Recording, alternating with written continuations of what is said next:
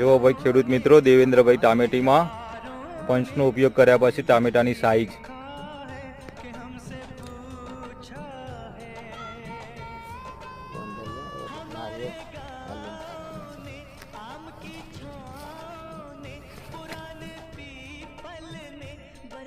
ટામેટા છે દેવેન્દ્રભાઈના ત્યાં પંચના રિઝલ્ટના લીધે.